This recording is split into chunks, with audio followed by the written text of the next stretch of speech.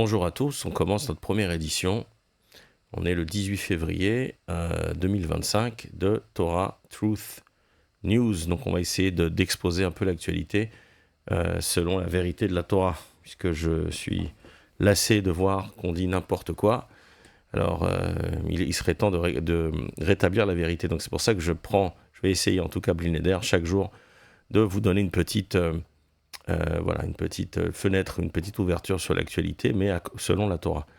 Alors regardez, ici nous avons ici le Rav Lando. Pour ceux qui ne le connaissent pas, c'est le dernier ce qu'on appelait des grands d'Israël, qui est Rosh Yeshiva, d'une des plus grandes yeshivot aujourd'hui. Voilà. Alors il déclare quelque chose d'assez extraordinaire, je suis assez content, mais je ne suis pas satisfait en totalité.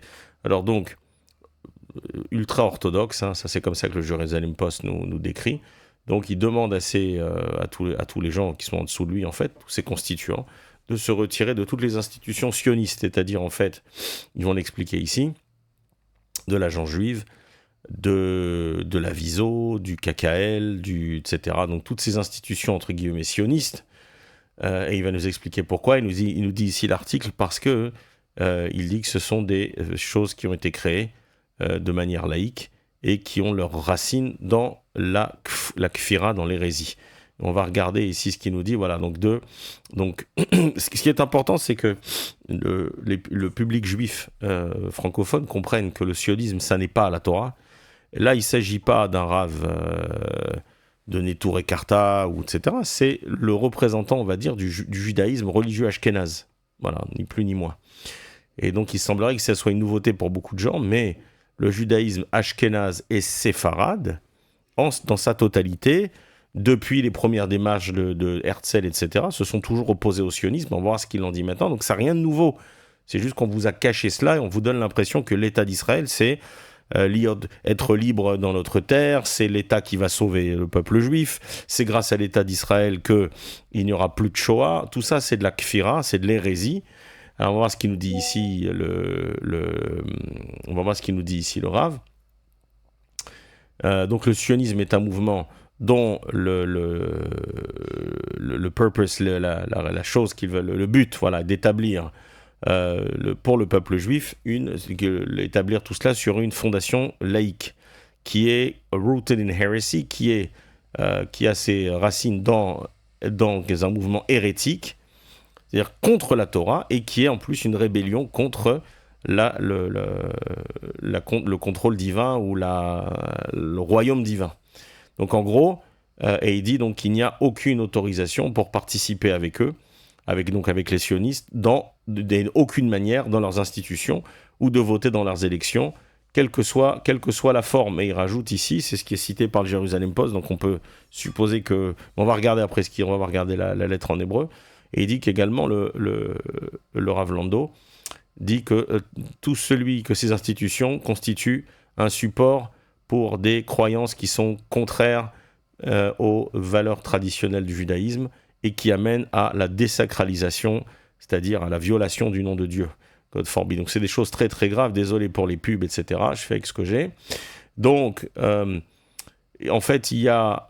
Dans la mesure où les partis, entre guillemets, religieux, entre guillemets, participent à la Knesset, et on va voir pourquoi ça me pose un problème aussi, qui sont la participation à l'État sioniste. Alors à ce moment-là, ils ont aussi une ouverture, parce que c'est des choses politiques que je ne comprends pas et qui ne m'intéressent pas, mais ils ont aussi une ouverture dans la VISO, c'est-à-dire le World Zionist Organization, ce qui en français ils appellent ça la VISO, ou le WZO, qui a été fondé en 87 par Herzl, dans lequel il y a d'autres institutions comme l'Agence juive, voilà, le Fonds national juif, le Keren HaYesod, et encore d'autres choses, d'autres éléments qui sont véritablement de la kfira, qui sont des choses qui sont anti-Torah et qui représentent de l'hérésie. C'est-à-dire que si on avait aujourd'hui un vrai Sanhedrin, eh bien ces organisations-là, elles seraient déclarées hérétiques, et il y aurait il y aurait une kfira, il y aurait un kherem contre ces gens-là, et donc on ne pourrait pas ni les associer dans les minyanes, ils ne pourraient pas rentrer dans nos synagogues, ils ne pourraient pas, etc. Ils seraient complètement exclus, excommuniés de toutes les vraies institutions et de la vie juive. Donc ici, il nous dit, juste pour expliquer, voilà, que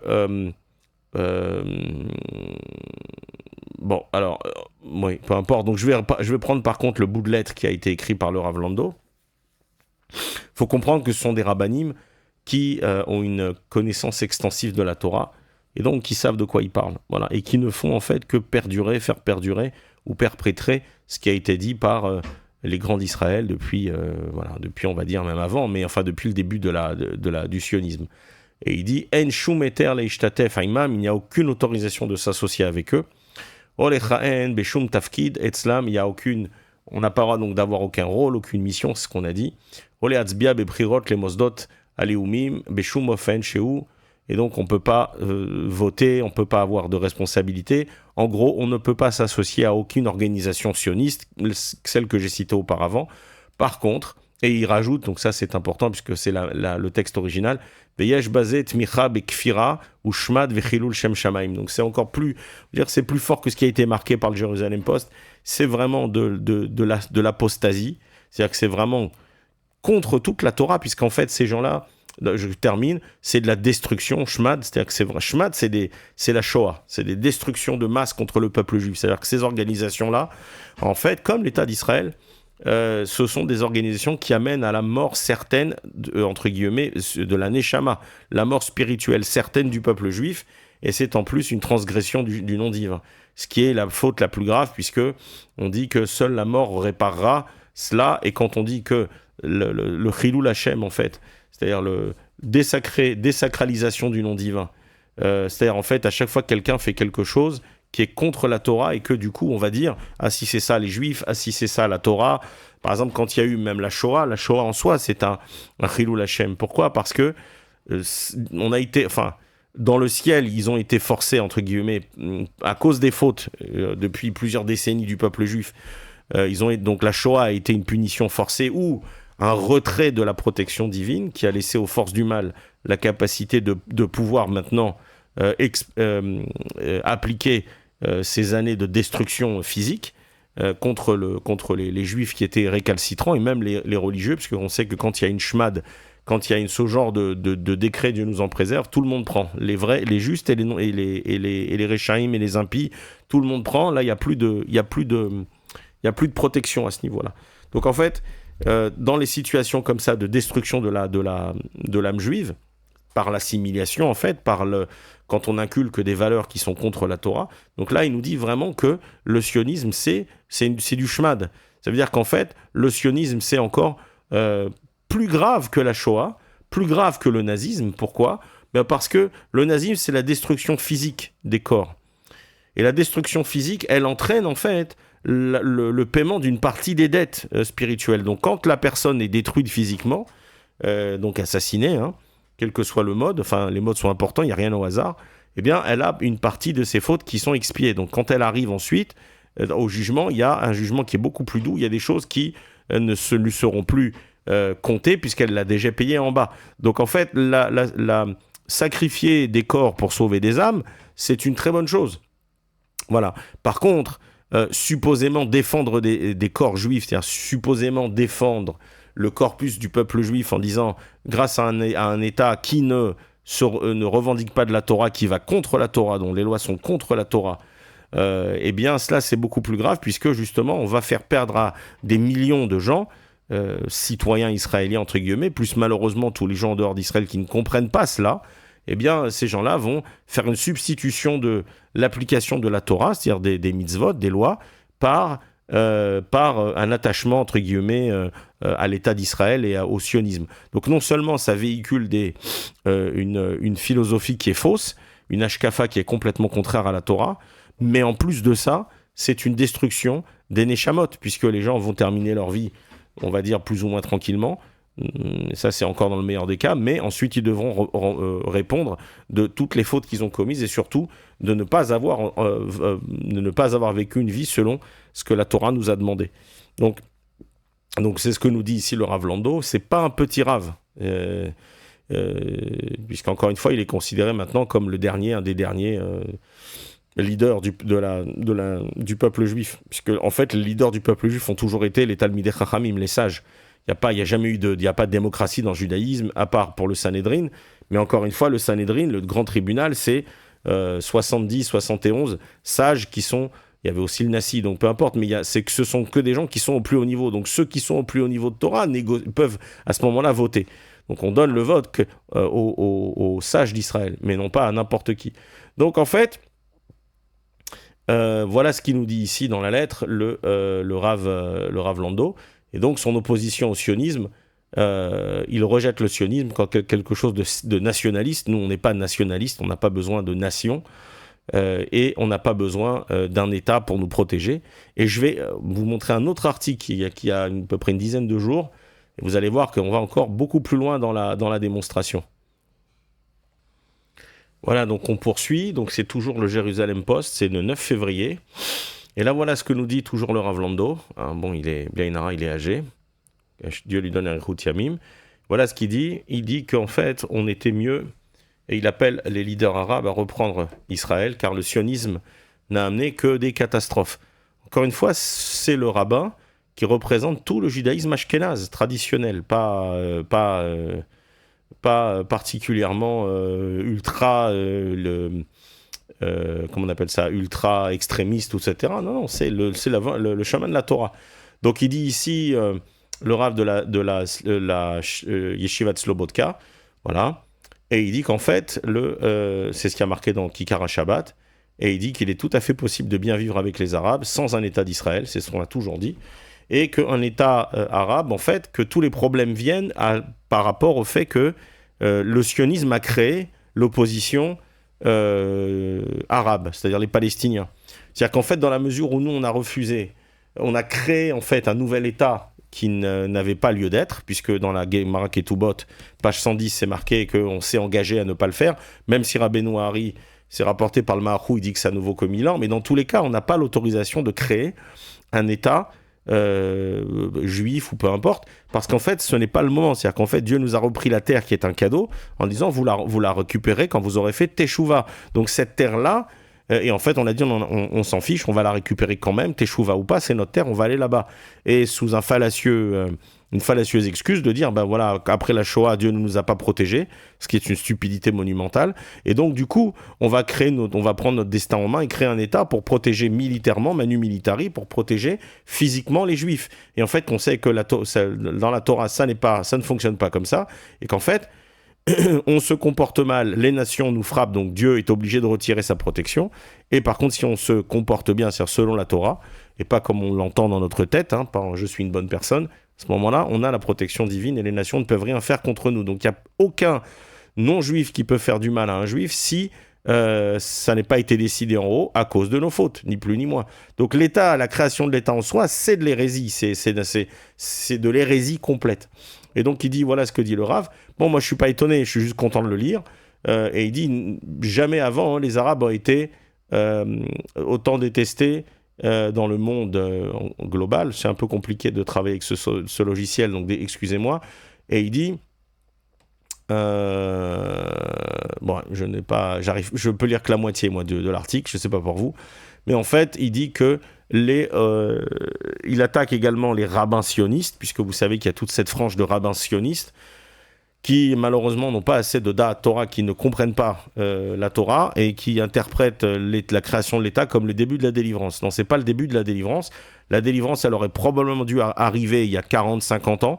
Elle n'est pas arrivée à cause de l'État sioniste. Et la Shoah, une des raisons plus que probables de la Shoah, c'est la montée du sionisme et également, évidemment, le judaïsme réforme qui est monté également à partir des années 1840-1850.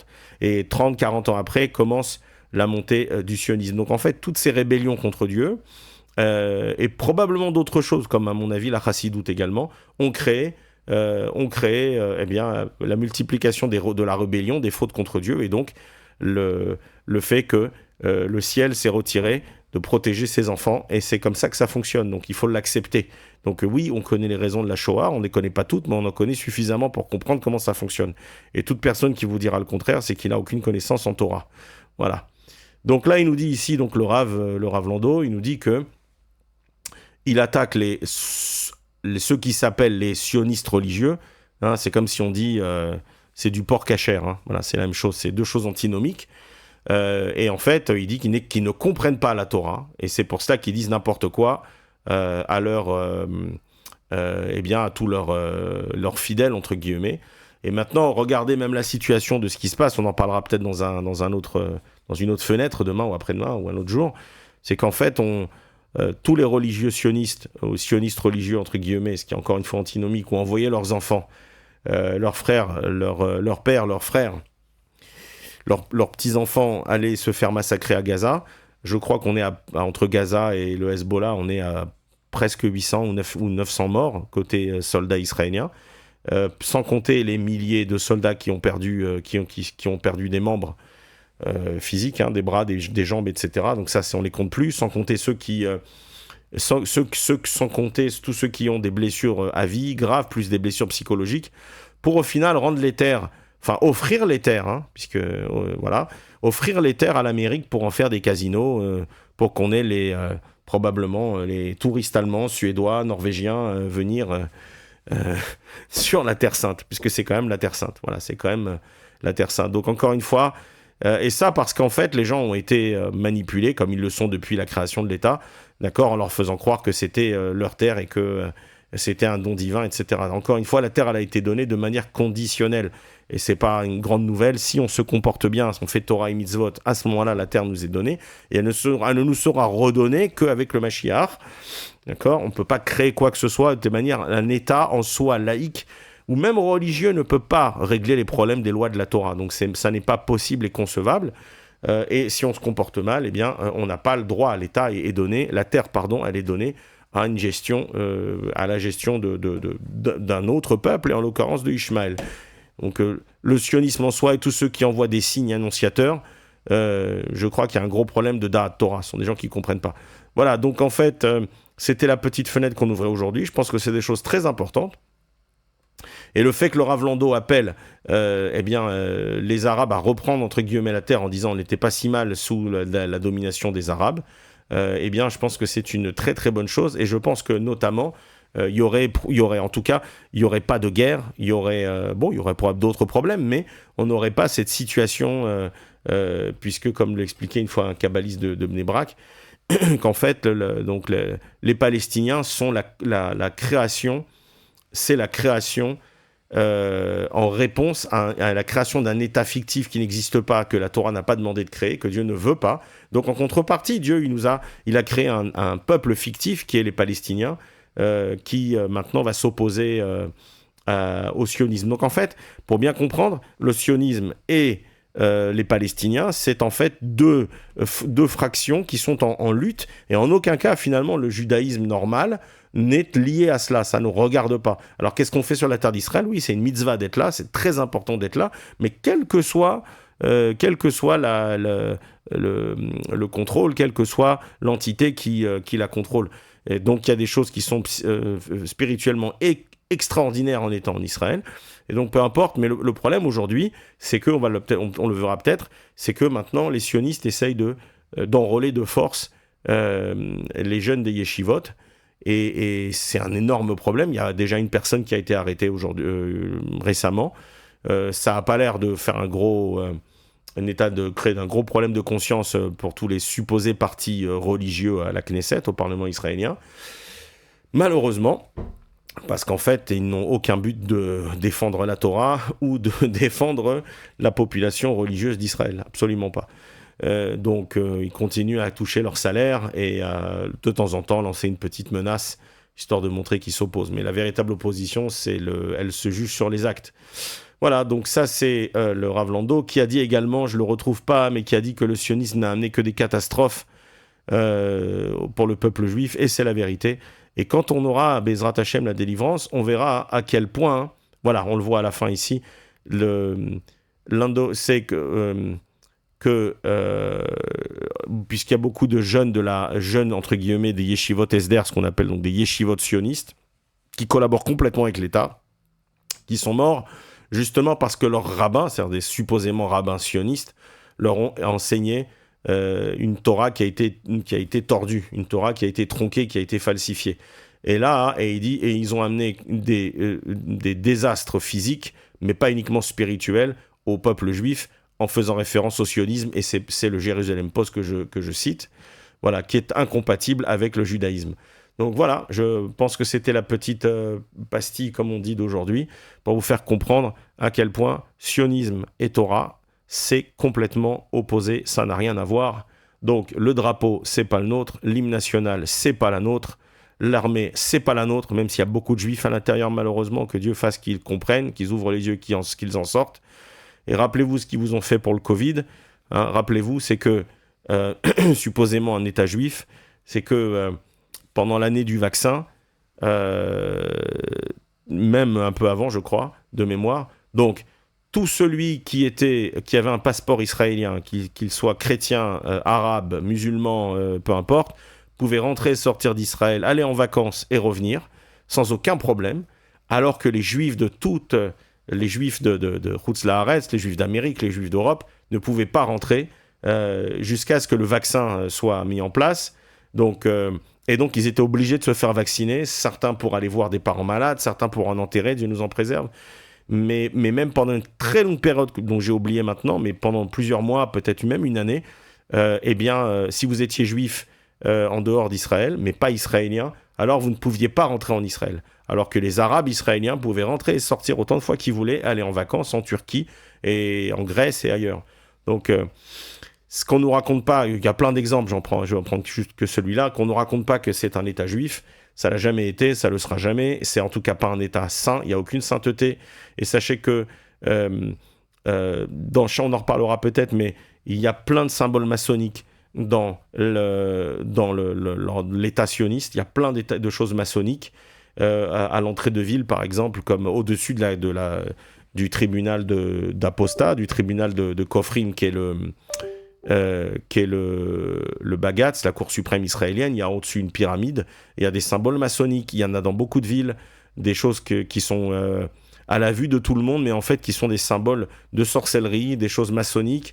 Donc on ne comprend pas forcément, malheureusement, toute l'amplitude, mais sachez que rien n'est là au hasard, et que si les gens aujourd'hui sont dans cette misère, parce que c'est une misère d'être ici, c'est un sacrifice financier, on en reparlera peut-être dans une autre fenêtre, mais sachez que c'est un véritable sacrifice, et que, en tout cas pour nous les gens religieux, ça c'est fait parce que c'est la Terre Sainte, parce que ici on est sous le contrôle malheureusement du Erev Rav ici, physiquement, mais spirituellement on est directement en contact avec Dieu. Il y a une présence divine qui est extrêmement forte, il y a une sainteté qui est très importante, et il y a plein d'autres choses. C'est pour ça notamment qu'on fait nous qu'un jour de fête et non pas deux, parce qu'on n'a pas besoin de s'exposer 2 jours à la lumière, parce qu'ici, pour des raisons spirituelles, on reçoit la lumière directement, alors que tous les juifs, même si ce sont des grands tzadikim ou des grands talmidei chachamim, eh bien en dehors d'Israël, ils doivent s'exposer 2 jours de fête pour pouvoir recevoir, et encore la lumière, et encore c'est pas dit qu'ils reçoivent la même quantité, et qu'ils reçoivent la même quantité à la fin des 2 jours.